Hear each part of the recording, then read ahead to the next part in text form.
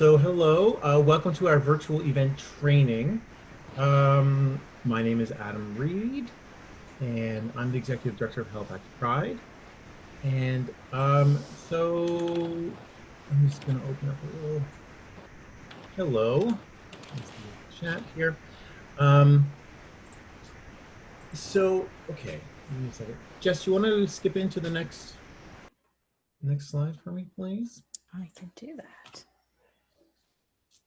So I want to acknowledge that this gathering and the Halifax Pride Festival take place in Mi'kmaq, the ancestral and unceded territory of the Mi'kmaq people. This territory is covered by the treaties of peace and friendship with Mi'kmaq and Wolastoqiyik peoples. We're all treaty people, so let's be mindful of this as we gather today and as we begin planning our events. I also want to note that Halifax Pride has recently released a new statement affirming our commitment to Black Lives Matter and the calls for an end to systemic racism and violence against especially our communities of color. Black people have the right to live free from oppression, violence, and systemic marginalization. And, you know, this queer movement remains a protest against systems of oppression, including those that disenfranchise Black, Indigenous, and people of color. I think we need to state that loudly and clearly in all of our events. We are a movement that supports those marginalized communities, our marginalized communities. And so we all need to work together for bringing an end to this systemic violence. And next. And in this space, so our Safer Space statement, I just want to remind you all that Halifax Pride is dedicated to providing space that is accessible, inclusive, and free from oppression, harassment, and discrimination. In this space, we will treat each other with respect and dignity, regardless of age, race, gender expression, gender identity, sexual orientation, levels of ability, and all other diverse identities. So please just keep that in mind as we have our little chat and training today.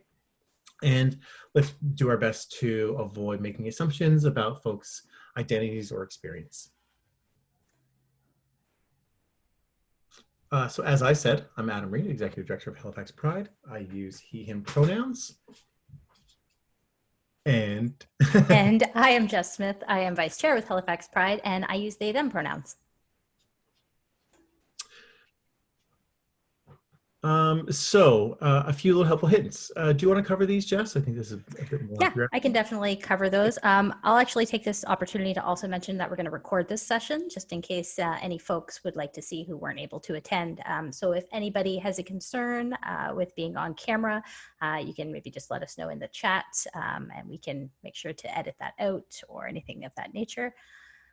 So your camera can be off or on. We are going to encourage it to be on just to build a sense of connection among the participants. I find it's really good to build that community feeling.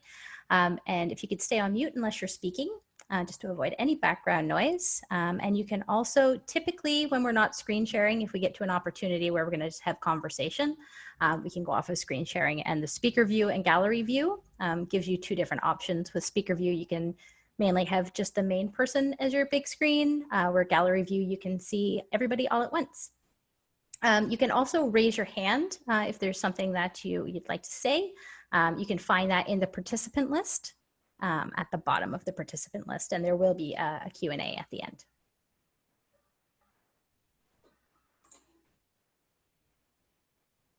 And Adam, you're still muted. I did the thing. I did what you said. I muted. So thank you so much for taking part in this training. We appreciate that you're considering hosting events during the festival.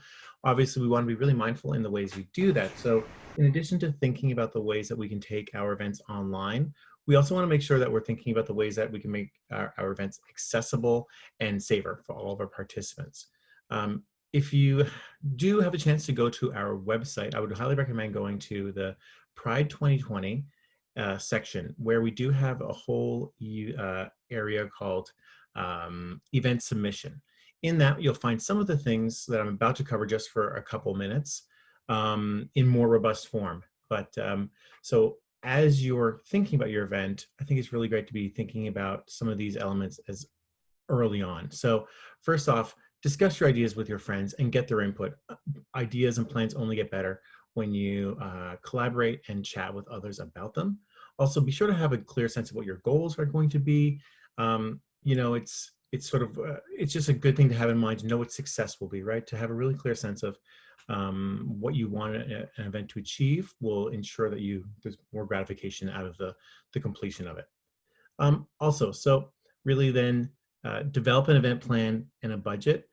And what I want to say is make accessibility and safety a key component of your plans. So, you know, right from the get-go, I'm sure you've already been doing this, but be thoughtful, write down your plans, get a clear sense of what you're doing, and document all that so you know you can share that with others and be mindful of your process.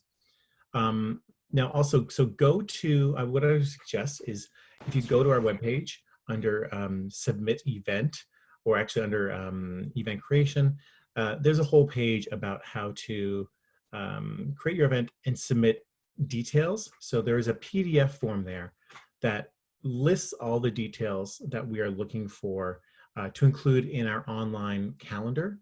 So if you look at that list, you'll get a sense of all the things you'll need to think of, such as, you know, obviously time and date, but also like accessibility features, your description, perhaps submitting a graphic. So if you go to our website and you look at that PDF about the online submission form, you'll get a sense of the things you want to identify. Then, of course, complete your submission form and keep promoting and planning your event. So there is no end date for the online calendar. It is live now, so you can go right now and submit an event for the online calendar, which goes live next week. We won't close the calls, but of course, the earlier you get your event in, the sooner we can start. We can host it on our website. So that'll be part of our online calendar. And so as I say, just go to halifaxpride.com/event submissions for all those details. Next slide, please.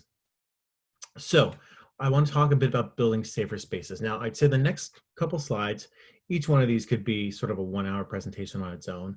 This is just going to be a very quick overview to get you thinking about some of those maybe blind spots and things you might want to investigate further. So in terms of safer spaces, you know, we want to make sure that we're welcoming our community to our spaces, and they're only going to come to our spaces if they feel their safety is being prioritized when they're there. Now that takes a couple things. It takes concrete actions. It also takes some reputation building. So what that means is people need to see that you're being mindful of their safety. So you also really need to be demonstrating that you're thoughtful, responsive, and reliable in your actions. So folks need to know that you're going to take action if things go astray. So I also think I kind of want to, like, you know, there's, like I say, there's some clear actions, but the other thing I want to say is before you get to the sort of the clear actions, you also want to think about I have kind of collaborative planning there. And what that means is make sure that if you are hosting events, when you're hosting events, you're doing it with the collaboration of community, right? Especially if you're working to support specific communities like youth or elders or QT BIPOC, you want to make sure those communities, those individuals are involved in the planning. You don't want to do, it's the axiom, what is it, like nothing for us without us. So make sure folks are included in your planning. Now, in terms of concrete actions, you know, there's tangible things you should be doing in the hosting of your events to make sure that folks are safer. So first, you really want to educate yourself on what it means to create safer spaces, and make sure your team is trained. You know, they are going to be the folks at your event who are engaging with the public, and it would be terrible to put in all kinds of work and not let everyone else know, you know, what your values are and what those expectations will be. Make sure to clearly communicate rules and expectations publicly. So what that means is including those in your online descriptions, in your Facebook events. Be really thoughtful and clear in what sort of safety measures you're putting in place. I would definitely recommend looking at some other groups, you know, like Halifax Pride Facebook events, South House Facebook events, the Khyber, are all groups that seem to be, you know, including those safety steps in their event descriptions, so folks know what they're getting into before going to an event. So I think I rushed through that, but that, like I say, Youth Project, South House, Khyber, Halifax Pride. If you go to any of our Facebook events, you'll see some of those things listed. Also, signage is really important. So signage that indicates there are safer space statements, indicates whether things are being recorded. Now, this is more for public events, but it's still great to keep in mind. Also, signage about gender neutral washrooms are all really important. Thinking about on-site services such as childcare, accessible viewing areas, decompression spaces, and providing an active listener is always really great. Active listeners are someone who can help folks who might be experiencing moments of extreme anxiety or stress or feeling emotionally overwhelmed. So that's a volunteer who can help with that. Again, this is a really quick, I'm running through this really quick, but if anything is unclear to you, I'd say take some time to explore these further on your own. Next slide, please. So safer space statements. So as I said previously, it's great to always post a safer space statement at your physical events or online events as well.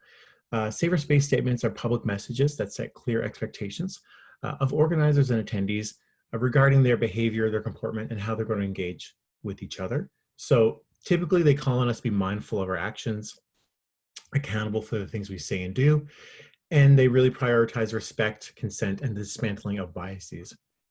So those are typically, we've developed a safer space statement. We have it posted online. It can be included on posters at event sites. It's also, we stated at the top of our events, as you heard me earlier. Ours is listed if you go to halifaxpride.com/event submissions. There's examples of safer space statements for you to check out. And again, they set the ground rules and they let folks know that you're being mindful in the way you're planning and organizing. And that's what, oh my goodness. I knew that was gonna happen. 1 second.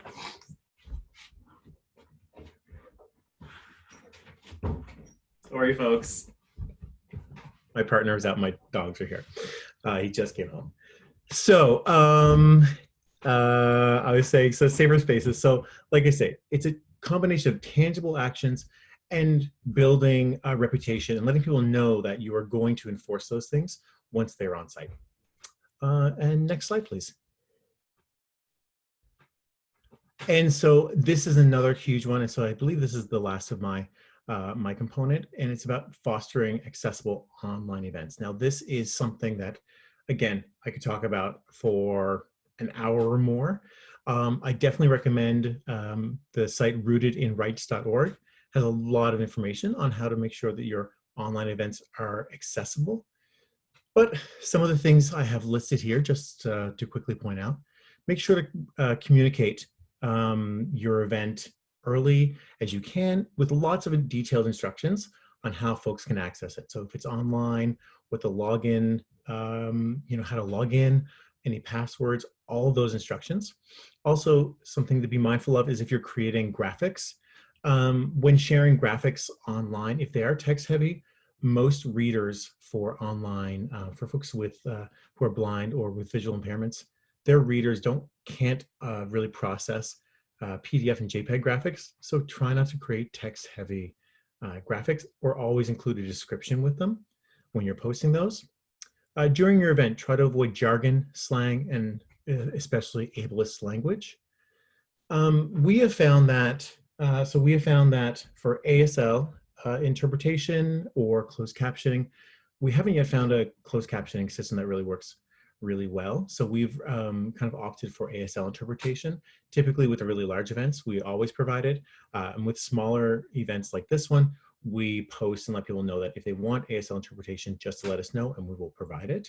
So that is something, of course, that needs to be worked into your budget. If you need more info on that, feel free to let me know, info@halifaxpride.com. I can tell you more about how to book an ASL interpreter. Also, be sure to offer multiple ways to engage during the event. So whether that's, with a Q&A, with a chat room, with little online messaging. Jess can speak maybe more a bit about that later. Also, make sure that your space doesn't have barking dogs. Try to offer a clear room, use headsets if you can, and ask attendees to mute themselves if they're not speaking.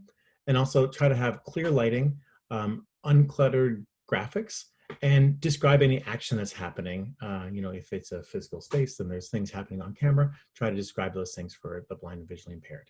So again, I would encourage you really check out rootedinrights.org for more info on that, or drop me a line. We have a really fantastic accessibility committee who guides us in many of these things, but I hope you keep some of those things in mind as you start planning your online events. I believe that's it. It is now me. I have the slide here. I'm not sure if folks would like to have a bit of an open conversation about their events. I'm not sure if they have an event in mind. That way we know if there's particular areas to put a little bit more focus, or I also have slides prepared that are just very generic. So if anyone would like to unmute themselves and share this, they are welcome to.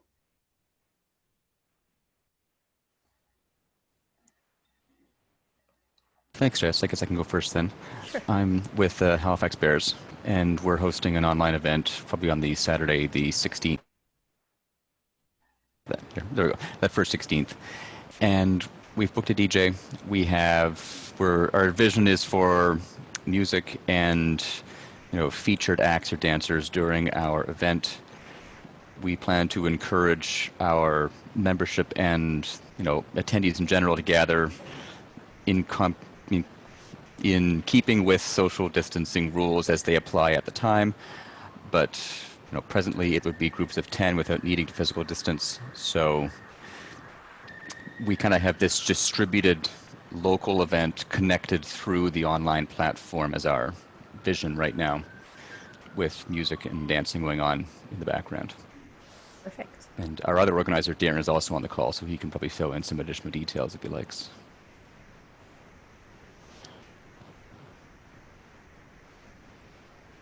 No, I think you covered it, Brendan. I guess we'll be discussing the platform we're using and what support the Pride we'll be doing around that. So, whether we need to purchase our own Zoom platform, that's what we had hoped to use. And yeah, so that's the question I have for later. Perfect.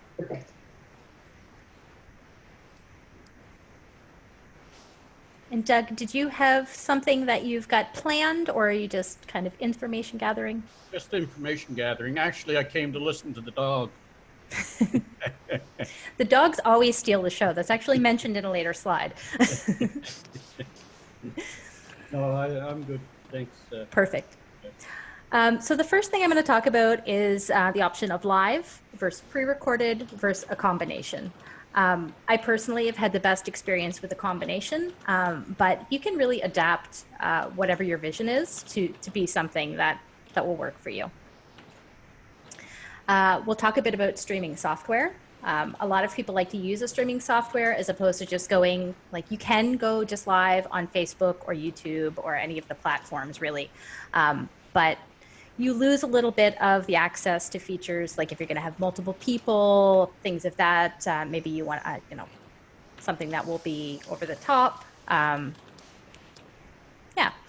So typically, I've only put 5 down. The list is very large, but you have Zoom, which is personally my favorite. Google Hangouts. Google Hangouts is a little clunky, but it has some good features. It has really good closed captioning. Microsoft Teams. OBS. OBS is a little bit more complex. There's a bit higher of a learning curve. And then you also have StreamYard, which does really nice layovers. So if you really want that flashy graphic look, OBS and StreamYard will give you those. One is a little more techy than the other. And also you have live platforms that you can stream to. Obviously Zoom itself, you can have people in the meeting, you have webinar features. You can also use 3 of the 5 last listed. Google Hangouts and Microsoft Teams doesn't play as nicely with a lot of the online platforms, but it does. So you have your Zoom, you have YouTube. Something to keep in mind with YouTube, Facebook, and Instagram is copyrights. Copyrights can be a thing. Facebook will shut down a live stream if you have copyright infringements. YouTube has gotten a little softer. However, if your channel gets 3 copyright strikes, you can lose your channel. So that is something to keep in mind. And Instagram doesn't play as nicely with the streaming software. But if you're just doing a straight live, it can work great. Also, I'm seeing quite a few people who are moving into Twitch. Twitch doesn't have the issues with copyrights in the way of others, because a lot of these things that are streamed on Twitch, you see a lot of gamers with a lot of heavy copyright material. So it gives that ability there. So if you're going to be streaming, these are some great things to keep in mind. I'm going to use Zoom as an example, just because it seems to be one of the ones that a lot of people are using. I always recommend to try and use a computer as opposed to a mobile device if you have access. If you want to have the virtual backgrounds, you can have wonderful green screen virtual backgrounds. You can even have video backgrounds. My partner likes to have puppies playing behind her when she's doing things. It's a video virtual background, but keep in mind that it can be very labor intensive on your processor and your upload speed, so it can impact your stream. So that's something to definitely keep in mind. I have actually switched myself to my real background instead of a green screen, just because it has a clearer, less glitchy stream when I'm doing it. If you do not have a computer and you're using a mobile phone, making sure you're in landscape anytime that you're on camera avoids you just being the little bar down the middle with the two black sides. And it allows, a lot of people are now watching these on their TVs. They're streaming and airdropping and HDMI cables to their TV. So you want to fill that space that, you know, typically it's the 16:9 space. If your computer has an Ethernet port, please plug it directly in if you can. It's going to avoid lag. It's going to avoid freezing. You can also, I know myself, my MacBook does not have a Ethernet port, but I have purchased for $10 on Amazon a wonderful little adapter that plugs into my USB that my Ethernet port will plug directly into, and then I have a stable connection. And making sure to close all of your background applications, turning off your notifications, your sounds, even placing it in Do Not Disturb. We all have heard at some point somebody's grinder go off in the middle of something live, and then we all know what the sound is. Some on-camera practices. So while you're on camera, for example, like today, your webcam, it should be at eye level. If you're using a laptop, maybe stick some books or a box or something underneath to kind of lift it up so you're not getting that wonderful chin angle. Lighting, try to avoid overhead lighting. It's going to shine down from the top. You're going to have bags, unflattering shadows, and soft lighting is definitely a positive thing. I talk a little later about some options to help soften your lighting, so you don't have super bright lighting that makes you look like you're in direct sun and very washed out looking. Try not to use flashing lights if you can. Something that we've really noticed is things that will work in a bar don't necessarily translate very well when it comes to virtual shows, especially if there's any concern of latency, and not just your internet speeds, but your viewers' internet speeds. If you have strobe or flashing light happening, that can read really interesting sometimes on the other end. Also, you do have to have a content warning, I would recommend, if you're going to have the flashing lights, because you never know what someone's situation is in their home and they may not be expecting it. And then talking about the light diffusion here, wonderful things like white bed sheets, pillowcases, shower curtains. You can throw them over that lamp that you have setting in the corner, and it will soften that light, and it just looks a little more flattering. Just don't set your home on fire. So no safety concerns there. Sound-wise, always do sound checks.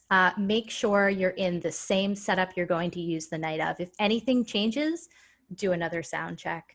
And I would recommend that anybody you have coming in for your event, you set up a sound check a day or two beforehand. Having them log in 10 minutes before the show can sometimes be problematic if they log in and their camera is looking up their nose and they're dark with a window behind them and they have, no headphones. Their speakers are causing looping and squealing, and you want to make sure you have enough time to work out issues. Or they thought they had a webcam. We've had this happen. They're like, oh, I have a built-in webcam in my laptop. That didn't work. We were lucky. We got them to quick switch over to a phone, because at least then they had a camera. Avoid having sound coming from other devices. I am notorious for wanting to be able to watch. So if I am on Zoom and I'm streaming to, let's say, YouTube, I want to watch what the viewers are going to see too, because I'm only really seeing what is in the Zoom platform. So what I personally will do is I will have my iPad next to me with all the volumes turned down the whole way. So I can see what's happening. I'm also watching comments. Really, I micromanage, so I want to see it all at the same time. There's options. You don't have to do that. I'll talk about those later as well. Your background. Be aware of what is in your camera view. I was very happy to see that Adam's bed was made today. We have had people be in their room with their bed unmade, doors open with toilets that, you can see from camera view. We've seen a lot of interesting thing at this point. Also, being aware if you have a window behind you, or we've had people submit videos that they're doing drag numbers in their hallway and you can see their apartment number. It can be a safety concern. So even something, if somebody is submitting a video to you, flagging those things and communicating with them to say, I can actually see your house number. If you don't have the ability to edit that out, I'm happy to do that for you. Or maybe you're completely comfortable because the entire community really knows where you live anyway. Also, distractions, pets, children, housemates, it's all going to happen. Adam's a perfect example. Embrace it, play with it. Usually the dogs will steal the show. We were doing a drag show at one point and Smith Ryan's dog literally took 10 minutes of the show because everybody just wanted to see the puppy. When you're recording content, now if you're doing either pre-recorded or a mix of live and pre-recorded, so maybe your host is live and then performances are pre-recorded. So this would be something to keep in mind when maybe you're giving your instructions to people who are going to partake in your show. So we always recommend to shoot at a minimum resolution of 1080p. Most cell phones are doing 1080p at this point. And anybody who doesn't have a DSLR, that's okay. Cell phones are great. But if you're using a cell phone, be sure to use the back camera, not the front camera, because the resolution on the front camera is actually way worse than back camera. Even though it's really fun to watch yourself while you're shooting because you can see yourself, you'll pay for it in the end. Also, again, doing it in landscape, not in portrait mode, so you're filling the full screen. Avoid shaky footage. I have a tripod that I use. I literally drag it all over the house with me. Even when I'm on house party, I will carry this around because I'm a weirdo. But you can do some really interesting things. You can lean it against things, use duct tape, tape it against the wall if you need to. Careful you don't rip your paint off. But there's a lot of wonderful things. Something that always makes a video look a little lower quality is if you have like a really shaky hand, or, there's something I call it ninja feet. When you're filming and you're moving, to kind of squat down a little bit and kind of like your feet do all of the moving and your upper body stays pretty stable. And also to be aware what is in that camera view again. So this is the same thing as before when you're on a live video, making sure that, if there's a video in the background with a window, that people can't figure out where you live and things of that nature. Some editing software. So I personally use Adobe Premiere Pro, but I'm also very aware that not everybody wants to pay for editing software, although you can get a month free trial. So if you want to play with it, there's also Final Cut Pro X. There's some free software listed here as well. Shotcut, Olive, Splice, and Quick. All free and fully functional. I wanted to make sure that I found software to be able to give examples that are fully functional and not, you've just worked for 2 hours on this video and now they want you to pay $15.99 in order to export it at full quality or without their giant watermark across the top. And when you're editing, so a few things to help you when you're doing your edits. I always restart right before I start to edit a video. I'll restart my whole computer. That way I know it's fresh, the cache is clear, it's going to be working its very best. Close everything except for the software that you need. Video editing can be pretty labor intensive on your computer. Also, make sure you pause any cloud uploads. That also works if you're going to be in Zoom or something like that, and make sure that your iCloud's not updating, and your box isn't updating all at the same time, because all of those things will drain your upload speed and create drag and latency and freezing. And if you're going to be putting audio in, what I personally always do is I'll overlay my MP3, and I do that first, and then I remove the original audio. If you do it in reverse, it will be a nightmare. I will tell you that now. It's way easier to sync up if the original audio is still there. But I've personally made that mistake before, where I've pulled the audio and then realized, fortunately, Control-Z is a wonderful thing.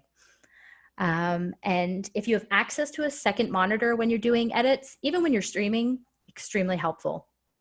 It allows, like right now, I see all of you wonderful folks in front of me, and my PowerPoint is over here. So that way I kind of have everything going at once. Know your software. I cannot stress this enough. Being knowledgeable on what you're using as far as streaming wise. Like if you're going to use Zoom, take a little time and do a little research. Some resources here. Check with your peers. If you see somebody who is streaming and you love it, they don't mind if you reach out, most people at least. I love when people reach out and ask me questions because I know that not everybody is doing exactly what we're doing now, but I want as many people as possible to be able to do this because it just gives everybody more access to content. YouTube is an amazing resource. That goes for your streaming software, pretty much any question you will ever have on streaming software editing, you can find somebody who has done a tutorial video on YouTube about it, probably 6 of them. Watch for viewer counts, because if they've only had like 4 views, there might be a reason. Also, I've got some resources at this point. If you look on the Halifax Pride's website under the performers, about 3/4 of the way down the page, I think it is, Adam, correct? There is actually access to slides that we used in our tech training that speaks to what we want our performers to know when it comes to submitting videos for us. Best practices, a lot of things that I've kind of gone over above. And also, I'm Atlantic Regional Director with Fiat Canada Pride, and I actually did another session talking about virtual events that you can access on their site, and some slides to that as well. Have a team. Super, super huge. When I run a virtual event, I have a team of 3. There'll be myself, my partner, and we also have a comment kitten. Somebody who can just kind of monitor the comments and relay things back, drop it in chats. That way the folks who are actually like muting, unmuting, making sure the cameras, like if somebody suddenly disappears and there's an empty chair, you can turn that camera off, not relying on strictly one person. Also making sure you have co-hosts, because the last thing that you want is your internet connection to drop, you be the only host, and your event just is done. Super important. Also have a backup plan. Something that we learned, we attempted, so I was part of a team, me and my partner were doing sociable distancing at virtual drag shows. And we learned very early, Facebook did not play very nice with us because of copyrights. So the first time it allowed us to stream for 2 hours. The second time it cut out at 40 minutes. Facebook can be not so nice with live streams. So we actually had a backup plan, and we switched from being Facebook Live to YouTube Live, which worked great. But if you have a plan and you've thought of a backup, it saves you from that moment when you completely panic because you have no idea what's going to happen now, because Zoom, we had an issue where nobody could log into Zoom one day when we were doing an event. And so we had to jump into Google Hangouts. It's not the ideal situation, but we had a backup plan. Practice, review, repeat. If you're going to write down anything today, this should be it. Do not try to do it the first time. during the festival. Even if you and 5 friends are like, okay, we're going to do a dry run of this and we're the only ones who are going to attend, you learn so much by doing. So practice, review what went well, what did not, repeat as many times as you possibly can, to be honest. If you can get 1 time in, that's great. 2, that's even better. 3, that's amazing. You will learn something every single time that you stream or go live on platforms. Now, questions.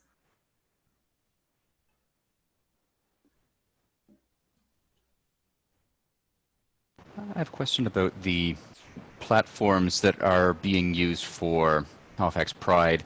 Mm-hmm. Has there been discussion of getting an enterprise license for one of these to save costs for the individual events, or is each event expected to get their own license? Adam, do you want to field? Yeah, it's something we considered, but actually, I would kind of toss it back to you a little bit, Jess, in that we do have, an account with Zoom that we pay for.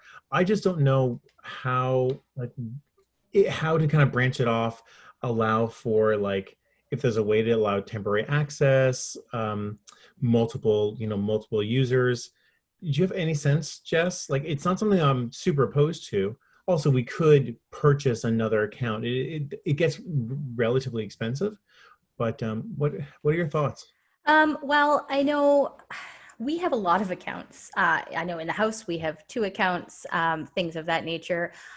I pay for my account on a monthly basis. My account is $20 plus tax. That's it to be able to stream from. I know Fiesta Canada Pride, we're actually going to have a regional account. So we may be able to give you access to that one as well. This year is a weird oddity because typically this would be like saying that we're going to pay for your venue in order to give you this. But in this situation, because theoretically this would be like the one opportunity that you're really going to be using something like this, I don't see a problem if you want to reach out. My contact is actually, I believe, maybe even the next slide. If you want to reach out, I'm sure that I can get you access to a Zoom account in order to practice a little bit and be able to stream from. Thanks. You're welcome. I guess it's Darren here. I'm just wondering, given the time, we really want to get this started. We did submit a budget earlier, and we did put the Zoom account in there because I think $20 is up to 100. And what if you have more than 100? So you want to get something that's a bit larger, and that's around $87. It is part of the budget, so I'm just thinking what is the best. It's probably best to proceed with that, I think, at this stage. I'm just looking at the time that we have and the need to prepare and get familiar with the platform because I haven't used it much. Mm-hmm. And we're fine with that. We're just wondering if there's an easier way to do it. And it sounds like there's going to be some challenges to, giving people admin and authorizations to those accounts that you're using at the time. And even during the practice piece, it might be feasible on the day of the event, but there's going to be a lot of back and forth on that. So I'm thinking at this stage, we would probably proceed with Zoom. And I've looked at other similar kind of dance parties online. I've actually stayed up late because they're on the West Coast and see what it's all about. And correct me if I'm wrong. When we approached the DJ, they said, we should have a producer. And I'm like, and Jess, maybe you can speak to this. I think we can manage with Zoom. I don't foresee it's something that we certainly will have a team of us, but to hire someone to do it, I think it's the level of ease is probably enough that we can master that if we practice it enough. Would you agree? I would totally agree because at the beginning of COVID, I would never have considered myself a producer because I had never done something like that. At this point, I've run enough events and been referred to as a producer at this point enough. But again, it's that practice, making sure that you've had a little bit of experience, that you've troubleshooted just in case something is going to go wrong. You're just a new producer. You would still be a producer at that point. Also, the pricing in Zoom, if you're going to keep a platform that is like all on Zoom, then your price would go up. But if you're going to simply stream it to YouTube or you're going to have a DJ, correct? Yeah. Okay, so Facebook may not play as well. But if you're going to stream it to YouTube, You can do that with the base pro package. It's $20 plus HST, because in the beginning of June, they started to charge HST. So for $23, you have access that you can stream it, and then you could have your guests that they're joining you on YouTube as opposed to in the Zoom platform itself. So that way you have unlimited. And also, just a little piece of information that I love, Zoom allows you to upgrade on the fly. So if you're not 100% sure what your attendance is going to be and you want to have it all inclusive, so your DJ is going to count as one of the people as well, yourself as a producer, your team. So theoretically, with you and 2 or 3 team members, you already have 4, and you're like, oh, I'm not sure if I'm going to have 96 other people coming in. You can upgrade on the fly. As you get like almost to the event, you can just upgrade to the larger package instead of going, oh, I'm going to make sure I'm ready for 500, but you're going to end up with 98 people, and you could have saved yourself that cost saving as well.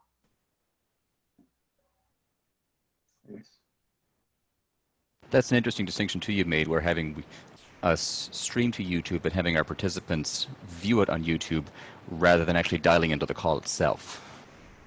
Yeah, most folks are familiar with YouTube.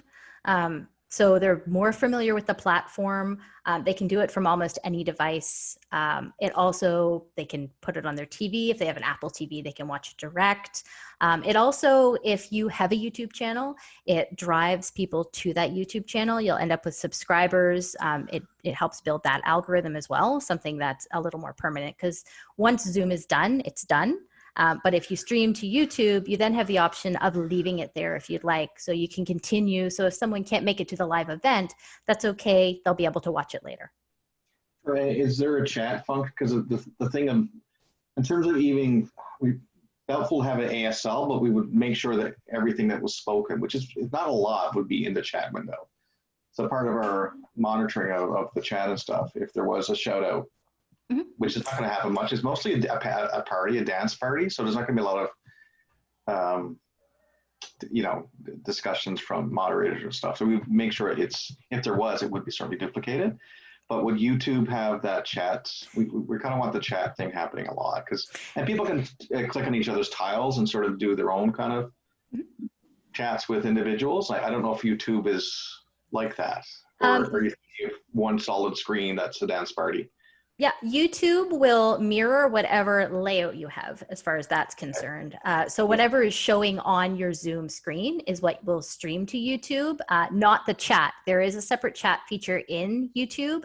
The same as like if you have a Facebook Live event, how you have the live chat, you have that in YouTube as well. Okay. Thanks. You're welcome. Jess, what are you using to actually upload or stream it to YouTube? Is it the same editing software, or? It would depend on if you want to be live or if you want to have it. So YouTube gives you the wonderful feature also that you can schedule a time to make it live. So if you have a completely pre-recorded package show, you do it in advance. Like let's say you want to do it 2 days before it's going to be showed on YouTube. You can have your people come in, you could do your dance party, and then you could take that recording and you could upload that to YouTube with a time and a date that will go live on YouTube. And it will come up at that point. Personally, what I use when I do it is we use Zoom platform and we stream live to YouTube is what we've been doing. Jess, you spoke about watching out for copyright. If you're putting it up on YouTube, how do you do that?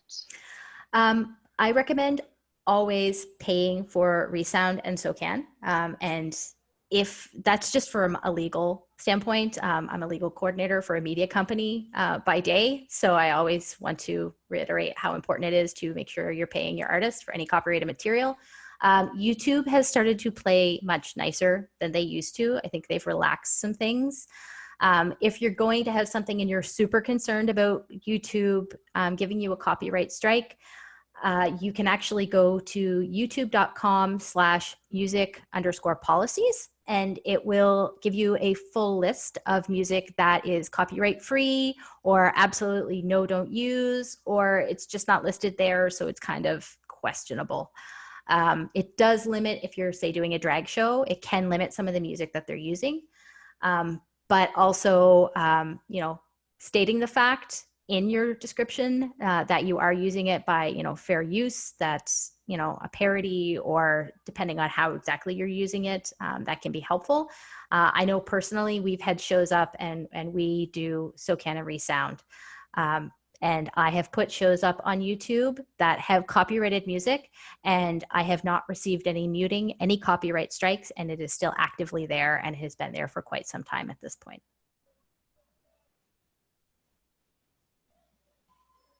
Is it possible, Jess, if our DJ uses copyrighted music and we're streaming to YouTube, that we would get caught up in YouTube's strikes, even though we're actually broadcasting on Zoom? Is that a useful distinction? I would love to say it's not possible, but I've also learned that anything is possible with these streaming platforms, and they like to change their rules by the day, sometimes by the hour. But we personally have not had that issue to this point, and typically they don't interrupt your live. What you may end up happening is in 24 hours time, you may end up with a notification that part of it is muted.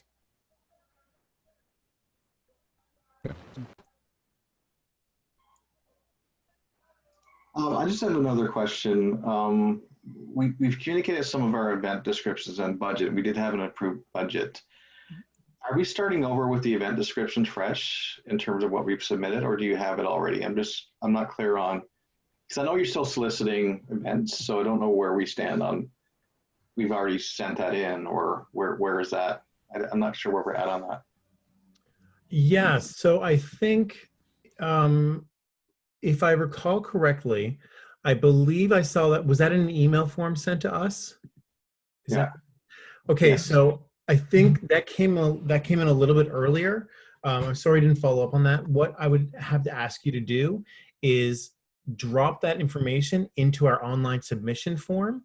That is, it's linked up in the chat, just a little bit higher in the chat. It is halifaxpride.com/event submissions. If you go there and drop it into, there's a Google spreadsheet. It's pretty, I think it's fairly easy to navigate through, but we would need to go through there to make sure that we have all the content, all the details that we require for our online calendar. Okay. And so that hasn't gone live yet. So our struggle has been sort of the changing public health kind of things. So we haven't been able to announce this things that we wanted to because they kind of kept changing it.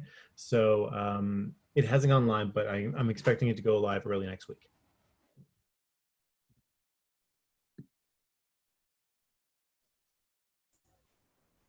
Any other questions? I was just wondering if you had any experience with Discord and using Discord as a video capture in order to get your content, and then using something like OBS to put it up on YouTube. I have not. I have only honestly ever done gaming in Discord. I haven't experienced a whole lot watching them either. I know I try to take in as much online content as possible. If that's a platform you really want to use, I would say searching out those YouTube tutorials is probably going to be your safest bet. If it's doable, somebody has done it and posted about it on YouTube. And if you can't find it on YouTube, chances are it's because it's too difficult or it just doesn't work, is my experience at this point. Yeah, I'm kind of diving into that for an event that we're doing in a few days. So maybe I'll take some of my notes and contribute that to you guys as well. Yeah, and I know Kat has played around with OBS a bit more than me. I found what I liked with Zoom, and I've kind of locked myself in there. I'm a creature of habit, but Kat likes to keep exploring and digging for things that she keeps finding. Yeah, like I'm trying to get a more polished look than a bunch of Zoom windows, so yeah. There's some really great OBS tutorials that you'll find on YouTube. One of the nice things about OBS is you can grab sections of your window. So if you're using Discord or Zoom or any of those, you can grab and kind of create different scenes and then go between the scenes on OBS. But OBS also takes a lot of processing speed. So you really have to make sure that your computer is able to do it. I have a MacBook Pro 16-inch, so that can do it, but even that's not really the best. Like for Pride, we're looking at actually using an iMac. If you have a MacBook Air or something like that, it probably doesn't have the processing speed. I'm Mac everywhere here, so I can't really talk to PCs, but just to be aware of that. And again, that circles back to what Jess said about if you are going to go that route, make sure that before you start streaming, reset your computer, make sure all of your clouds are nothing's uploading, nothing is doing a sync in the background or anything like that, so that all of your processing speed is going towards only the software that you need. Cool. I'm also going to mention StreamYard. StreamYard is like the OBS Lite is what I would call it. You use it from a browser, so it's actually not labor intensive on your computer, and it streams from an offsite location. And it has the pretty overlays that give it that really nice look, and it's super user friendly. You can go in and select, basically it's like click and drag and drop and create pretty quick the layouts and the looks that you want. Which is good if you don't have a lot of people coming in. The big thing about that is when you have a lot of other people joining you, that's where Zoom kind of excels, because it allows you to you can have a grid view with like 25 people. I think you can have like 49 cameras or something like that. Like it's an insane amount of people that you can have all in little windows at the same time, which is great as if you're looking for that. But if you're only going to have a few people, or if you're going to have like a comedian and it's just one person, it would be pretty easy to use StreamYard. Again, just practice. And there's tons of information about StreamYard on YouTube too.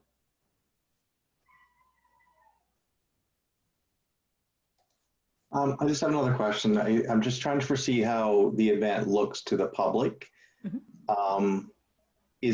Do people join the event through Facebook, or is it your website? And is it? I know if it's an event, you can go to the door. You just buy a ticket, you go in, and I can't see creating restrictions for a Pride event online. For example, passwords and go here to find this. Like how do people intersect with the event itself? How do you foresee that in terms of for example, the Zoom meeting? When does that happen? It doesn't happen now because a lot of people aren't on Facebook either, right? So I don't want it just to be restricted to people. I'm just wondering how you foresee that. Would they just go? Could you find a way to join it through the Halifax Pride website? And when do you have to have that link in there, or is that the day of? I can go all over the place, but I just don't know how it works. I could touch base on a bit of the process that I've previously used. So what I've done in events, I host them in Zoom. We're live the night of. I have people pre-register. What I was doing is taking donations by e-transfer. And when I received an e-transfer, or we made it accessible to everyone, so if they weren't able to make a donation, they could just send an email. It could even be a blank email. They would receive a registration link back.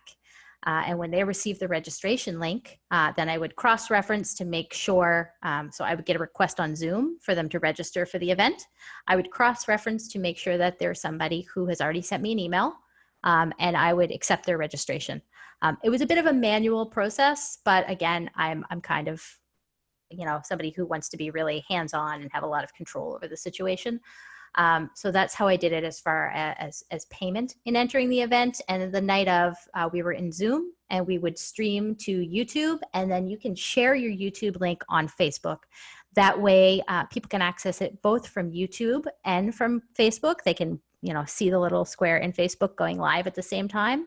But it's a workaround that you're sharing the link on Facebook as opposed to streaming on Facebook. So you're not falling under Facebook's, you're only allowed to stream for so many hours, or their algorithms for music or anything of that nature.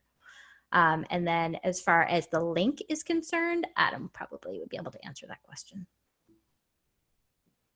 Yeah, not sure if I hope I can.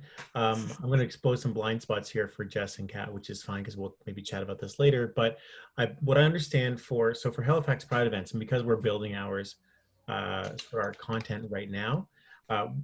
We will have so when you submit an event, Darren, well, I guess to take a step back, those events on our online calendar should include sort of the link to your event. So if someone goes to our online calendar through our website and they see your event, oh, there's an event on this day, and they click on it for the description, we're hoping you will send in, when you submit your your details, the link to the event, which would be like your Zoom link. So before that, you would need to create your sort of Zoom meeting and have that ready to submit to us. And so kind of the same goes for Pride. So we're going to have, let's say, a yoga session that we're going to stream. Say we're streaming yoga sessions. I create the yoga session. We would have the Zoom link that we would drop in the description for the event. But also, if we're creating a Facebook event, we likely create Facebook events for all these.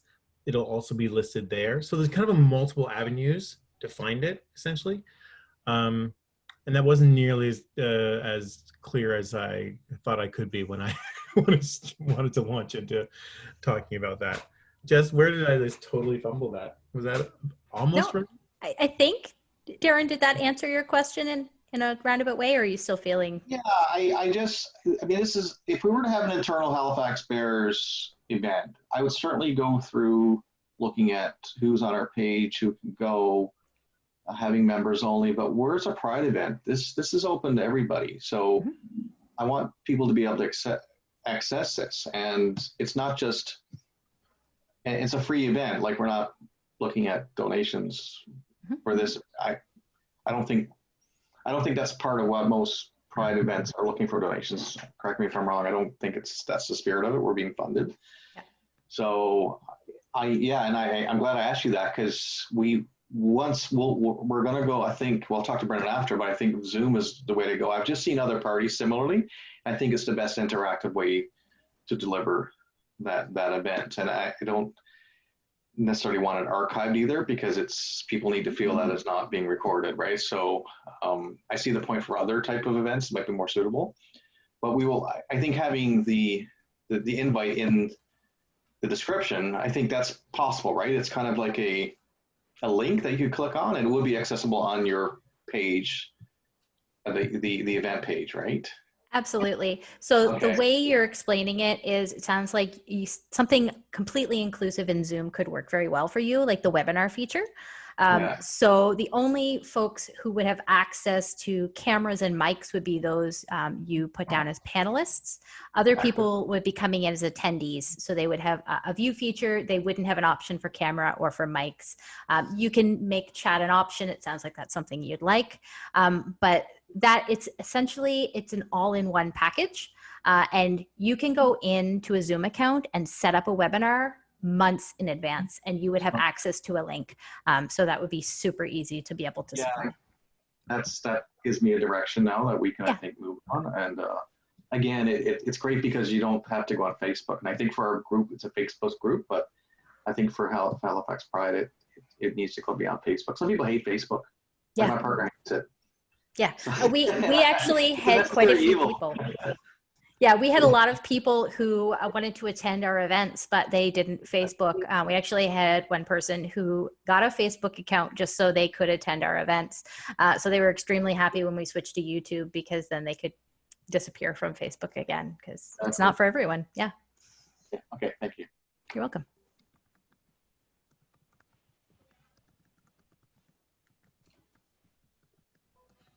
All right, if there's no more questions, so here is my contact information.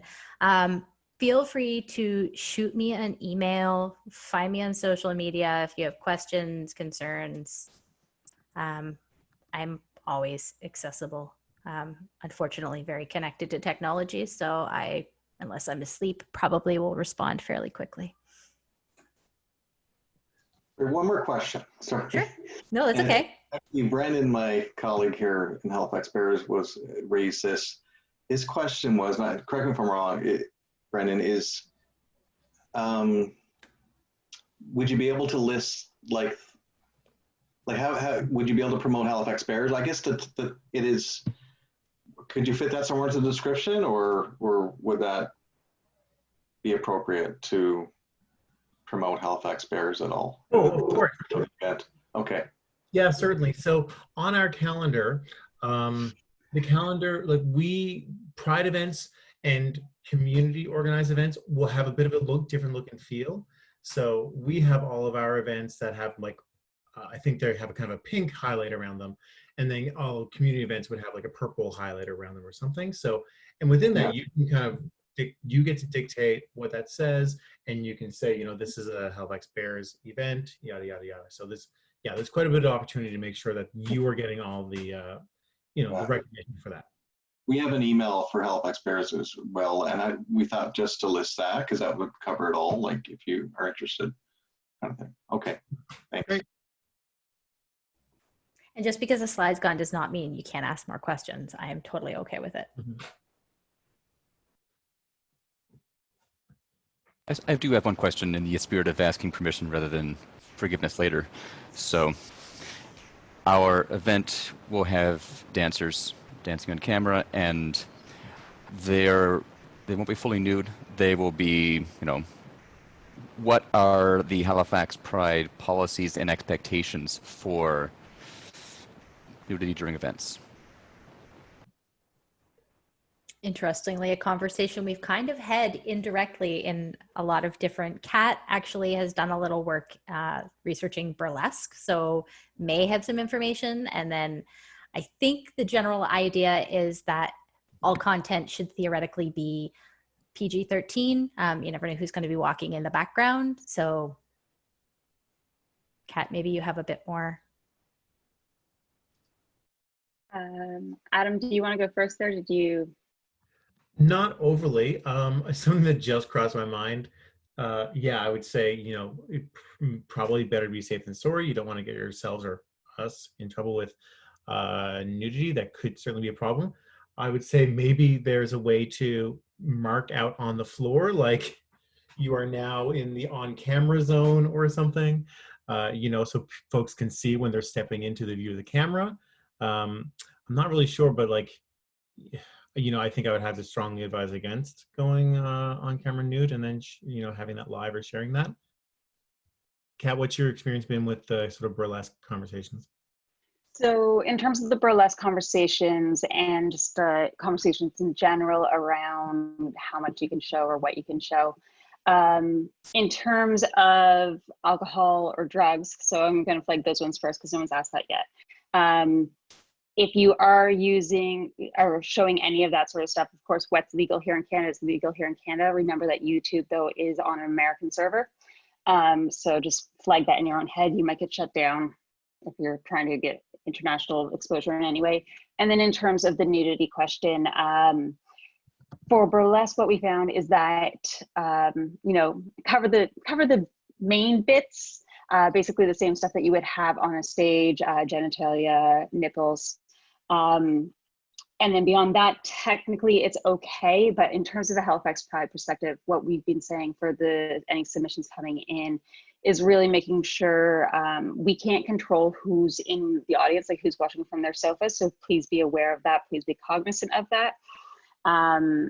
We try to kind of say, if it would have went on the Halifax Pride main stage versus like the bump or the grind, kind of gauge it that way if you're thinking about it. And also in that sense, the other thing that we do, that we're going to do, I really love Adam's idea of kind of taping out where the camera zones are, but we're also going to use disclaimers. This video that we're going to air has swearing in it. This video has, semi-nudity, so that people just kind of know what's coming on the screen before it happens. Yeah, I'm a huge fan of content warning. So like, I'd rather see more than you need than less. And would it be advertised, or do we have to advertise it as, it is an adult group? So where would that go? Would that be something you'd add or something we'd have to add or in the description? That's something that we would ask you to add in the description, yeah. But just echoing off of that, remember, as much as you say that it's an adult group, yeah. Because it's on YouTube, or if it's on a Zoom in a closed closed room, you can then kind of monitor a little bit more who's getting access to that registration form. If you're asking questions like, are you above the age of 19 in the registration form as a due diligence. However, if you're going to put it over to YouTube, your controls really lessen. So just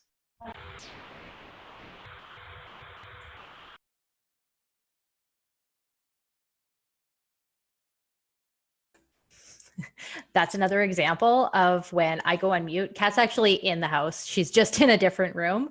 And I'm like, I mute myself and holler that her audio turned into a monster. Because well, it's just shortly after 7. We did say we wanted to keep this to an hour. So I think maybe we should wrap up there. But, Jess at halifaxpride.com, Adam at halifaxpride.com. If you have any questions, please check out those the websites in the chat. Also, I know Joy did step in a little bit late, so I think we're going to send Joy the presentation and probably access to this video file as well. If anyone else would like that, maybe speak now in the chat or just send us a message, and we're happy to share that. maybe I'll elbow you and it can be some YouTube content for us. Oh no, I would have done so much better if I was. Then you would have been all nervous if I would have said it in the beginning. Wonderful. Well, thank you all for your time. Really appreciate it. We wish you the best of luck with your events. Please stay in touch. Thank you, Adam. Thank you, Jess. Awesome. everyone. Everybody go watch Global Pride.